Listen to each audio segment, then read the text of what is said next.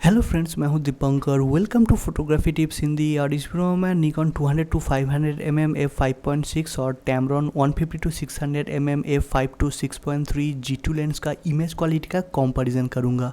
तो ये कोई साइंटिफिक इमेज क्वालिटी टेस्टिंग या कंपैरिजन वीडियो नहीं है। बेसिकली मैं with help of my friend Pritam हम लोगों ने इस दोनों लेंस से साइड बाय साइड बहुत सारे बर्ड फोटोग्राफ्स लिए हैं और यहाँ पे हम लोगों से जो सब्जेक्ट का डिस्टेंस था वो लगभग सेम था। हम दोनों ने सेम कैमरा यूज़ किया है निकॉन D7500 और यहाँ पे जो सेटिंग्स था वो दोनों का ऑलमोस्ट सेम था। तो बर्ड या वाइल्ड लाइफ फोटोग्राफी करने के टाइम हम बेसिकली वाइड ओपन एपर्चर में शूट करते हैं और इसलिए हमारा जो यहाँ पे टेस्टिंग है या जो इमेज सैम्पल्स है वो f5.6 या f6.3 से f8 के अंदर है। और यहाँ पे हमने बेसिकली फोकल लेंथ 500 और 600 के रेंज में शूट किया है। हम दोनों ने दोनों लेंस से ही सीरीज में बहुत सारी इमेजेस लिया था और उन सारी इमेजेस में सेम फ्रेम का जो सरफेस्ड इमेज है मैं इस वीडियो में उन इमेजेस को ही आपको दिखाऊंगा। तो ये बेसिकली इन दोनों लेंस का सिर्फ इमेज क्वालिटी के कंपैरिजन वीडियो है। इन दोनों लेंस का ऑटो फोकस, वाइब्रेशन रिडक्शन या बिल्ड क्वालिटी के कंपैरिजन के लिए मैं अलग सा डेडिकेटेड वीडियो बनाऊंगा और उसके लिए आपको थोड़ा सा वेट करना पड़ेगा।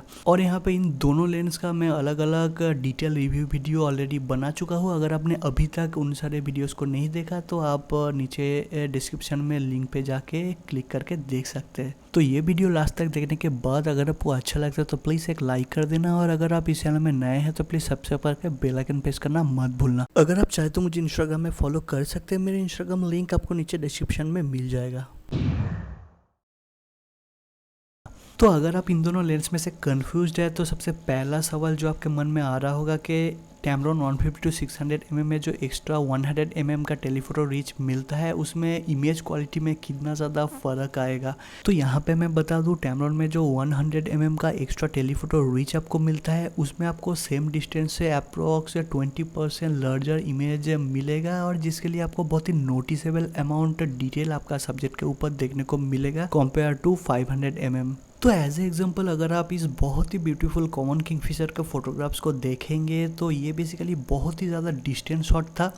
और अगर मैं इस दोनों इमेज को 100% जूम करूंगा तो आप यहाँ पे जो टैमरॉन 150 टू 600 mm G2 का इमेज है उसमें जो सब्जेक्ट का साइज़ है वो यहाँ पे अप्रॉक्स 1.2 टाइम लार्जर आपको देखने को मिल रहा है। और यहाँ पे बहुत ही ज़्यादा नोटिसेबल अमाउंट फेदर डिटेल या यहाँ पे जो पर्च है उसका डिटेल भी बेहतर देखने को मिल रहा है। So as a second example अगर आप इस बहुत ही क्यूट स्पॉटेड आउल के फोटोग्राफ्स को देखेंगे और अगर मैं इस दोनों इमेज को 100% जूम करूंगा तो यहाँ पे टैमरॉन G2 का जो 600 वाला इमेज है उसमें आपको डेफिनेटली बेहतर फेदर डिटेल्स देखने को मिल रहा है कंपेयर टू 200 टू 500 mm का 500 के इमेज से।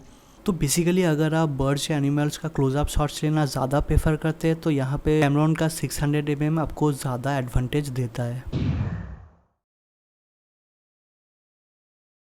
तो अब अगर दोनों लेंस का इमेज शार्पनेस की बात करें और सबसे पहले अगर दोनों लेंस का उसका लॉन्ग टेलीफोटो एंड में वाइड ओपन एपर्चर में परफॉर्मेंस की बात करें तो इस प्राइस पर में दोनों लेंस ही उसका लॉन्ग टेलीफोटो एंड में वाइड ओपन एपर्चर में बहुत ही बढ़िया रिजल्ट आपको देता है। तो एज ए एग्जाम्पल अगर आप इस ब्यूटीफुल ब्लू टेल्ड बीटर का फोटोग्राफ्स को देखेंगे तो बेसिकली ये दोनों फोटो टैमरॉन में 600 mm f6.3 और निकॉन में 500 mm f5.6 में लिया गया है। यहाँ पे ये बहुत ही क्लोजअप शॉट्स था। और अगर मैं इन दोनों इमेज को बर्ड के हेड की पोर्शन में इक्वली जूम करूँगा तो यहाँ पे हेड के पोर्शन में दोनों इमेज में जो शार्पनेस है वो बहुत ही बढ़िया है और यहाँ पे जो हेड के पोर्शन में शार्पनेस है वो दोनों इमेज में मुझे ऑलमोस्ट इक्वल ही देखने को लग रहा है।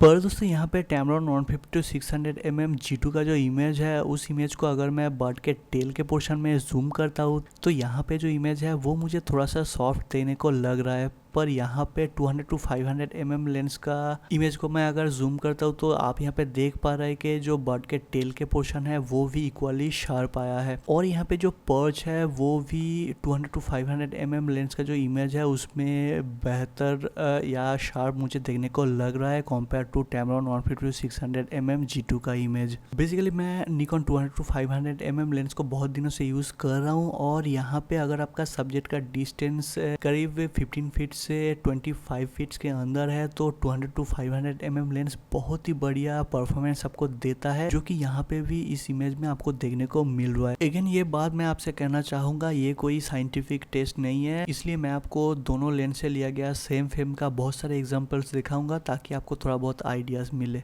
So as a second example, अगर आप इस लिनिएटेड बारबेट के फोटोग्राफ्स को देखेंगे तो बेसिकली ये भी क्लोजअप शॉट है, और यहाँ पे भी सब्जेक्ट का जो डिस्टेंस है वो करीब 25 से 30 फीट्स के अंदर था। तो अगर मैं इस दोनों इमेज को इक्वली जूम करूंगा तो आप यहाँ पे देख पाएंगे कि हाई ISO होने के कारण इमेज में बहुत ही ज़्यादा नॉइज़ है, पर यहाँ पे दोनों इमेज का जो शार्पनेस है वो बहुत ही बढ़िया है। और इस फोटो में दोनों लेंस से लिया गया जो इमेज का शार्पनेस है वो मुझे ऑलमोस्ट इक्वली देखने को लग रहा है, और यहाँ पे होल बर्ड का जो फेदर का शार्पनेस है वो भी दोनों लेंस में मुझे इक्वली देखने को लग रहा है। हालांकि यहाँ पे टैमरॉन 150 to 600 mm में एक्स्ट्रा 100 mm रीच होने के कारण जो टैमरॉन का फोटो है उसमें आपको थोड़ा सा बेहतर फेदर डिटेल देखने को मिल रहा है, पर यहाँ पे जो शार्पनेस है वो मुझे इक्वली देखने को लग रहा है। और यहाँ पे जो पेड़ का शार्पनेस है वो भी दोनों इमेज में ऑलमोस्ट इक्वली मुझे देखने को लग रहा है। अगर आप यहाँ पे दोनों इमेज को अच्छे से नोटिस करेंगे तो यहाँ पे दोनों लेंस जो कलर टोन कैप्चर किए हैं वहाँ पे आपको डिफरेंस देखने को मिलेगा। जैसे कि यहाँ पे निकॉन 200 to 500 mm लेंस का जो इमेज है, यहाँ पे मुझे जो मैजेंटा टोन है वो स्लाइटली ज़्यादा देखने को लग रहा है, और यहाँ पे टैमरॉन 150 to 600 mm G2 का जो इमेज है वहाँ पे ग्रीनिश टोन मुझे ज़्यादा देखने को मिल रहा है। हालांकि यहाँ पे दोनों टोन ही एक्यूरेट नहीं है, पर इन दोनों में अगर कंपेयर करूँ तो यहाँ पे जो निकॉन का टोन है वो नियर टू एक्यूरेट मुझे लग रहा है। तो एज ए थर्ड एग्जांपल, अगर आप इस ब्यूटीफुल ओरिएंटल प्लैटिनिकल के फोटोग्राफ्स को देखेंगे तो बेसिकली ये भी क्लोजअप शॉट्स है। सब्जेक्ट का डिस्टेंस करीब 20 फीट्स के अंदर था, और ये बहुत ही ज़्यादा अर्ली मॉर्निंग शॉट्स था, लाइट बहुत ही कम था। तो अगर मैं इन दोनों इमेज को इक्वली जूम करूँगा तो यहाँ पे जो दोनों इमेज का ओवरऑल शार्पनेस है वो मैं बहुत ही बेहतर नहीं कर सकता, पर दोनों लेंस का अगर मैं शार्पनेस की कंपेयर करूँ तो यहाँ पे भी निकॉन 200 to 500 mm का जो इमेज है उसमें बर्ड का फेस का जो शार्पनेस है वो मुझे स्लाइटली बेहतर देखने को लग रहा है। यहाँ पे जो डिफरेंस है वो बहुत ही माइनर है, और आई डोंट नो कि आपको वीडियो में जो डिफरेंस है वो देखने को मिल रहा है कि नहीं। दोस्तों यहाँ पे और एक बात मैं आप लोगों से कहना चाहता हूँ कि ये इन दोनों कंपनी का किसी भी तरह से स्पॉन्सर्ड वीडियो नहीं है। इन दोनों लेंस को मैंने खुद से अरेंज करके इमेज को कैप्चर करके जो सैंपल्स है वो आप लोगों को दिखा रहा हूँ, और दोनों इमेज सैंपल्स को साइड बाय साइड रख के जो रिजल्ट आप लोगों को या मुझको देखने को मिल रहा है मैं उस हिसाब से ही मेरा ओपिनियन बता रहा हूँ। तो अभी तक मैं दोनों लेंस का वाइड ओपन में जो क्लोजअप शॉट्स था उसका सैंपल्स आपको दिखा रहे थे। अब मैं दोनों लेंस का वाइड ओपन में लॉन्ग टेलीफोटो एंड में जो लॉन्ग डिस्टेंस शॉट्स है उसका एग्जांपल्स आपको दिखाऊंगा। तो एज एग्जांपल, अगर आप इस ब्यूटीफुल ब्लू टेल बीटर्स के फोटोग्राफ्स को देखेंगे तो बेसिकली यहाँ पे जो सब्जेक्ट का डिस्टेंस था वो करीब 15 से 18 मीटर के आसपास था। और अगर मैं दोनों इमेज को इक्वली परसेंटेज में जूम करूँगा तो यहाँ पे जो दोनों इमेज का शार्पनेस है वो भी बहुत ही बढ़िया है। इन दिस केस यहाँ पे टैमरॉन 150 to 600 mm G2 का जो बर्ड का फेदर का डिटेल है या जो फेदर का शार्पनेस है वो मुझे यहाँ पे स्लाइटली बेहतर देखने को मिल रहा है निकॉन का 200 to 500 mm लेंस का इमेज से। अगर आप इस दोनों इमेज का इस फेदर के पोर्शन पे देखेंगे तो यहाँ पे डेफिनेटली जो शार्पनेस है वो बेटर है टैमरॉन का 150 to 600 mm G2 लेंस में। और यहाँ पे आप जो पर्च है वहाँ पे मैं अगर 200% जूम करूँगा तो आप डेफिनेटली देख सकते हैं कि जो निकॉन का इमेज है वो थोड़ा सा सॉफ्ट है compare to Tamron 150 to 600 mm G2 का इमेज। अगर मैं इन दोनों इमेज में बाकी बर्ड्स को देखूँगा तो वो भी यहाँ पे स्लाइडली ज़्यादा शार्प दिख रहा है टैमरॉन के इमेज में। तो इस इमेज के लिए मैं टैमरॉन का जो इमेज है उसको आगे रखूँगा। तो यहाँ पे इसके बाद जो नेक्स्ट सैंपल है इस मून के फोटोग्राफ्स को देख के आप दोनों लेंस का जो इमेज का शार्पनेस है उसका अंदाज़ा लगा सकते हैं। यहाँ पे ये जो दोनों इमेज है वो मैंने खुद लिया है और रिपीटेडली बहुत सारा एक सीरीज में इमेज लेने के बाद दोनों लेंस में जो सरफेस्ड इमेज है वही मैं आपको दिखा रहा हूँ। तो अगर मैं इस दोनों फोटो को इक्वली जूम करूँगा तो आप यहाँ पे देख पाएंगे कि दोनों लेंस में जो इमेज का शार्पनेस है वो बहुत ही बढ़िया आया है। तो यहाँ पे आप लोग मुझे बताइए कि आपको कौन सा लेंस का इमेज का शार्पनेस ज़्यादा बेहतर देखने को लग रहा है। मुझे यहाँ पे पर्सनली टैमरॉन का जो इमेज है उसका शार्पनेस स्लाइटली बेहतर देखने को मिल रहा है कंपेयर टू 20-500 mm लेंस का इमेज से। पर दोस्तों यहाँ पे आप और एक चीज़ नोटिस कर सकते हैं कि यहाँ पे टैमरॉन का जो इमेज है उसमें आपको यहाँ पे क्रोमेटिक एब्रेशन देखने को मिल रहा है, पर यहाँ पे निकॉन में जो क्रोमेटिक एब्रेशन है वो उतना यहाँ पे देखने को नहीं मिल रहा है। तो मैं क्रोमेटिक एब्रेशन में बाद में आता हूँ। यहाँ पे शार्पनेस के मामले में मुझे टैमरॉन स्लाइटली बेहतर देखने को लग रहा है। यहाँ पे भी जो कलर टोन है वो निकॉन के इमेज में मुझे स्लाइटली बेहतर देखने को लग रहा है। तो अगर मैं दोनों लेंस का मैक्सिमम फोकल लेंथ में और मैक्सिमम एपर्चर में ओवरऑल परफॉर्मेंस की बात करूँ तो दोनों लेंस ही 500 mm और 600 mm में वाइड ओपन एपर्चर में ऑलमोस्ट इक्वली शार्प इमेज आपको देता है। मुझे यहाँ पे निकॉन में जो क्लोजअप शॉट्स है उसमें जो शार्पनेस है वो स्लाइटली बेहतर देखने को मिला कंपेयर टू टैमरॉन का 150-600 mm G2 का शॉट्स। और यहाँ पे लॉन्ग डिस्टेंस शॉट में मुझे यहाँ पे टैमरॉन 150-600 mm G2 का इमेज स्लाइटली ज़्यादा शार्प देखने को मिला कंपेयर टू 200-500 mm लेंस का इमेज से। पर यहाँ पे मैक्सिमम एपर्चर में दोनों लेंस का इमेज का जो शार्पनेस डिफरेंस है वो बहुत ही माइनर है। दोस्तों मैं दोनों लेंस का 500 mm में f6.3 में जितना भी image side by side check किया उन सभी में मुझे जो टैमरॉन 150-600 mm G2 का इमेज है वो बहुत ही ज़्यादा शार्प लगा निकॉन के 200-500 mm लेंस के इमेज से। एज एग्जांपल अगर आप इस कॉमन किंगफिशर के फोटोग्राफ्स को देखेंगे तो यहाँ पे अगर मैं दोनों इमेज को इक्वली जूम करता हूँ तो आप बहुत ही जल्दी दोनों में जो शार्पनेस डिफरेंस है वो नोटिस कर सकते हैं। यानी कि यहाँ पे टैमरॉन का जो इमेज है वो बहुत ही ज़्यादा शार्प मुझे देखने को लग रहा है निकॉन के 200-500 mm लेंस के इमेज से। तो एज ए सेकेंड एग्जांपल अगर आप अगेन इस कॉमन किंगफिशर के फोटोग्राफ्स को देखेंगे और अगर मैं इन दोनों इमेज को इक्वली जूम करता हूँ तो यहाँ पे बट का जो हेड का पोर्शन है वहाँ पे तो दोनों इमेज ही मुझे इक्वली शार्प देखने को लग रहा है। पर अगर मैं निकॉन के फोटो का बार्ड के इस पोर्शन में जूम करूँगा तो आप यहाँ पे देख पा रहे हैं कि जो फोटो है वो बहुत ही ज़्यादा सॉफ्ट है। पर यहाँ पे टैमरॉन 150-600 mm G2 का जो इमेज है वो ओवरऑली शार्प मुझे देखने को लग रहा है। यहाँ पे अगर आप इस प्लेन प्रीनिया के फोटोग्राफ्स को भी देखेंगे और अगर मैं दोनों इमेज को इक्वली जूम करता हूँ तो यहाँ पे टैमरॉन का जो इमेज है वो मुझे ज़्यादा कॉन्ट्रास्टी और स्लाइटली ज़्यादा शार्प देखने को लग रहा है। यहाँ पे अगर दोनों लेंस का मैक्सिमम फोकल लेंथ में f6.3 का परफॉर्मेंस की बात करूँ तो इस मून के फोटोग्राफ्स को देख के आप दोनों लेंस का f6.3 में शार्पनेस का अंदाज़ा लगा सकते हैं। तो यहाँ पे भी दोनों लेंस का जो इमेज है वो बहुत ही बढ़िया है और दोनों इमेज ही इक्वली शार्प मुझे लग रहा है। पर अगर मैं इस दोनों इमेज को ऑलमोस्ट 200% जूम करता हूँ तो यहाँ पे मुझे निकॉन का जो इमेज है वो स्लाइटली ज़्यादा शार्प देखने को लग रहा है कंपेयर टू टैमरॉन का 150-600 mm G2 के इमेज से। यहाँ पे जो वाइट बैलेंस है और जो कलर टोन है वो भी यहाँ पे निकॉन में मुझे बेहतर देखने को लग रहा है। सो f6.3 का एज ए सेकेंड एग्जांपल आप इस वाइट ब्रेस्टेड किंगफिशर के फोटोग्राफ्स को देख सकते हैं। हालांकि यहाँ पे दोनों का जो कैमरा एंगल था वो स्लाइटली डिफरेंस था, इसलिए जो बैकग्राउंड है वो भी आपको डिफरेंस देखने को मिल रहा है। पर स्टिल हम इन दोनों इमेज को देख के क्वालिटी का थोड़ा बहुत अंदाज़ा लगा सकते हैं। तो यहाँ पे भी दोनों इमेज को अगर मैं इक्वली जूम करता हूँ तो यहाँ पे जो टैमरॉन का इमेज है वो बहुत ही ज़्यादा शार्प देखने को लग रहा है निकॉन के 200-500 mm लेंस के इमेज से। तो यहाँ पे जो नेक्स्ट इमेज सैंपल है यहाँ पे एक beautiful white rested Kingfisher frog catch किया हुआ है और ये दोनों इमेज दोनों लेंस का लॉन्ग टेलीफोटो एंड में और f6.3 में लिया गया है और ये थोड़ा सा डिस्टेंस शॉट था। तो अब अगर दोनों इमेज को मैं 100% जूम करूंगा तो आप यहाँ पे खुद देख के कहिए कि कौन सा इमेज का डिटेलिंग या शार्पनेस आपको बेहतर देखने को लग रहा है। तो अब बात करते हैं दोनों लेंस का f7.1 के परफॉर्मेंस के बारे में।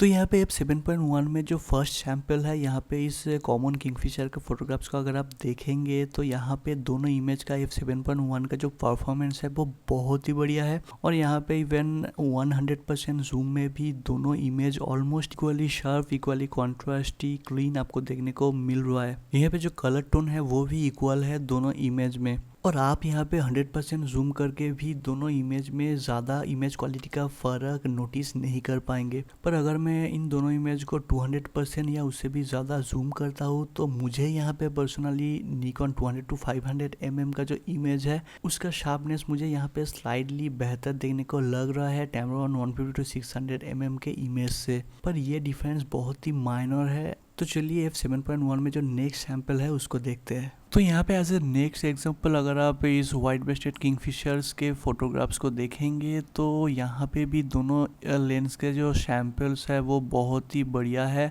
और दोनों इमेज ही बहुत ही ज़्यादा क्लीन, शार्प, कंट्रास्टी और यहाँ पे टोन भी ऑलमोस्ट सेम है। पर अगर मैं यहाँ पे इन दोनों इमेज को 100% या उससे भी ज़्यादा जूम करता हूँ तो यहाँ पे फॉर दिस इमेज Tamron का जो इमेज है उसका जो शार्पनेस है वो मुझे स्लाइटली बेहतर देखने को मिल रहा है। और यहाँ पे अगर आप इस पार्च के तरफ देखेंगे तो यहाँ पे भी जो निकॉन का इमेज है वो थोड़ा सा सॉफ्ट है और यहाँ पे भी सेकेंड बर्ड का इस फेदर की तरफ देखेंगे तो जो Tamron का इमेज है वो मुझे स्लाइटली ज़्यादा शार्प लग रहा है। अगर आप इस येलो बिट्रेन के फोटोग्राफ्स को देखेंगे तो यहाँ पे भी अगर मैं दोनों इमेज को जूम करूँगा तो Tamron का जो इमेज है यहाँ पे जो हेड का पोर्शन है वहाँ पे बहुत ही ज़्यादा शार्प है कंपेयर टू निकॉन के 200-500 mm के इमेज से। यहाँ पे अगर आप इस बर्ड के नेक के पोर्शन को भी आप देखेंगे तो यहाँ पे भी जो फेदर डिटेल है, जो शार्पनेस है, जो कॉन्ट्रास्ट है वो मुझे बेहतर देखने को मिल रहा है इस Tamron 150-600 mm G2 के इमेज में। तो यहाँ पे एज ए नेक्स्ट एग्जांपल अगर आप इस बर्न स्वॉलो का फोटोग्राफ्स को देखेंगे तो यहाँ पे दोनों फोटो ही f8 पे लिया गया है और ये बहुत ही क्लोजअप शॉट था। और अगर मैं इस दोनों इमेज को इक्वली जूम करूँगा तो यहाँ पे जो शार्पनेस है वो भी ऑलमोस्ट इक्वल ही है। पर यहाँ पे भी मुझे Tamron का जो इमेज है वो स्लाइटली ज़्यादा शार्प देखने को लग रहा है कंपेयर टू 200-500 mm का इमेज। आप मुझे कमेंट पे बताइए कि आपको कौन सा इमेज बेहतर देखने को लग रहा है। चलिए नेक्स्ट सैंपल्स देखते हैं। यहाँ पे अगर इस सेम फ्रेम का नेक्स्ट सैंपल्स अगर आप देखेंगे और अगर मैं दोनों इमेज को इक्वली जूम करूँगा तो यहाँ पे भी Tamron का जो इमेज है वो मुझे ज़्यादा शार्प देखने को लग रहा है कंपेयर टू 200-500 mm का इमेज। तो एज ए कंक्लूजन अगर मैं दोनों लेंस के इमेजेस की शार्पनेस की बात करूँ तो दोस्तों शार्पनेस बेसिकली बहुत सारे फैक्टर्स के ऊपर डिपेंड करता है। जैसे कि जनरली इन सारे टेलीफोटो लेंसेज में फ्रेम के जो सेंटर पोर्शन है वहाँ पे शार्पनेस सबसे ज़्यादा होता है कंपेयर टू कॉर्नर्स की तरफ। जनरली इन सारे बजट टेलीफोटो लेंस में जो कॉर्नर के परफॉर्मेंस है वो उतना अच्छा नहीं होता है और जनरली कॉर्नर के तरफ इमेज सॉफ्ट होता है। इसके बाद हैंड हेल्ड शूट करने के time even high shutter speed में स्लाइडली हैंडशेक आपका इमेज के शार्पनेस के ऊपर इफेक्ट कर सकता है। उसके बाद लेंस का focal length, aperture, background, perfect focusing और भी बहुत सारे फैक्टर्स है जिसके ऊपर आपका इमेज का शार्पनेस डिपेंड करता है। और इन सारे फैक्टर्स को देख के मैं इस कंपैरिजन को कभी भी साइंटिफिक या फेयर कंपैरिजन नहीं कह सकता क्योंकि रियल लाइफ टेस्टिंग में हम दोनों का ये सारे फैक्टर्स हर टाइम ऑलमोस्ट एग्जैक्टली इक्वल नहीं हो सकता। तो यहाँ पे अगर दोनों लेंस का ओवरऑल शार्पनेस की बात करूँ तो दोनों लेंस ही आपको बहुत ही बढ़िया परफॉर्मेंस देता है, स्पेशली फ्रेम के सेंटर पोर्शन में। यहाँ पे दोनों लेंस का जो कॉर्नर परफॉर्मेंस है वो उतना अच्छा नहीं है पर ये वाइल्ड लाइफ फोटोग्राफी में ज़्यादा इशूज़ वाली बात भी नहीं है। यहाँ पे इमेज में से रिफ्लेक्शन, घोस्टिंग या फ्लेयर को रिड्यूस करने के लिए Tamron 150-600 mm G2 लेंस में आपको ई बैंड कोटिंग और BBAR कोटिंग देखने को मिलेगा। ठीक इसी तरह निकॉन में घोस्टिंग और फ्लेयर को रिड्यूस करने के लिए जो नैनो क्रिस्टल कोटिंग आपको निकॉन के प्रीमियम लेंस में देखने को मिलता है वो आपको निकॉन 200-500 mm लेंस में देखने को नहीं मिलता है। और इसलिए निकॉन 200-500 mm लेंस के बहुत सारे इमेजेस में मुझे क्वालिटी इशूज़ देखने को मिला, स्पेशली बैकलाइट सिचुएशन में। एज एग्जाम्पल अगर आप इस ब्लू थ्रोटेड बार्बेट के फोटोग्राफ्स को देखेंगे तो यहाँ पे दोनों केस में ही जो लाइट है आप देख पा रहे हैं कि सब्जेक्ट के पीछे था। और यहाँ पे अगर मैं दोनों इमेज का एक्सपोजर को ज़्यादा करूँगा तो आप यहाँ पे देख पाएंगे कि यहाँ पे Tamron का जो इमेज है वो ज़्यादा कॉन्ट्रास्टी, क्रिस्प, क्लियर और क्लीन आपको देखने को मिल रहा है। और यहाँ पे निकॉन 200-500 mm लेंस का जो फोटो है वो थोड़ा सा डल यहाँ पे देखने को लग रहा है।